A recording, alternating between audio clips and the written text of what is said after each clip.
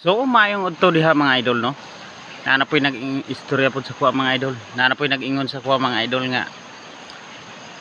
Ana sila nga idol, dili na unta ka mangita og gulay.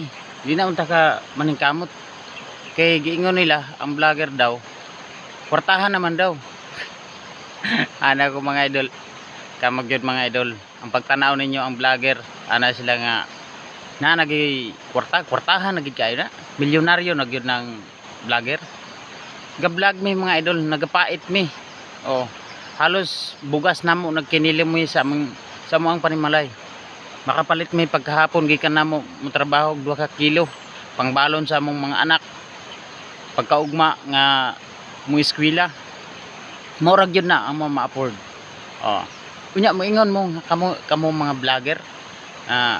Kwartahan na mo. Sus na lang pagkabubo na lang yun sa imong mata. Asa ni magbutang imong huna-huna mga idol. Ako ang mga idol, tinon na istorya. Oo, vlogger mi. Mga idol, naningkamot mi. Nag-vlog mi, nagpakaulaw mi diri sa social media. Bisan unsa lang amo ang himuon. Pero wala may nakuha nga dako nga sweldo.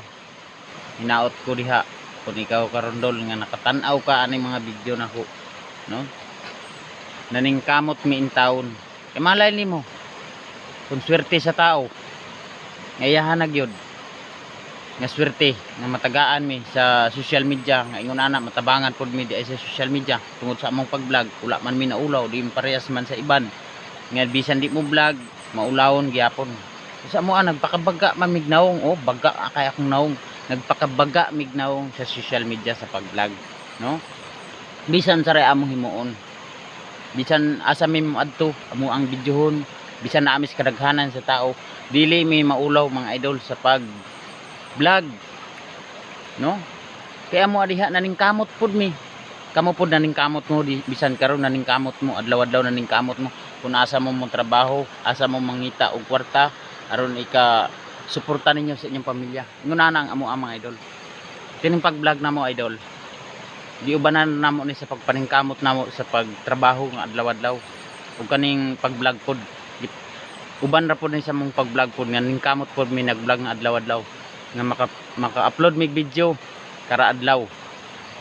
So God bless na lang sa imong idol ug salamat kaayo. Happy Sunday sa imo ha.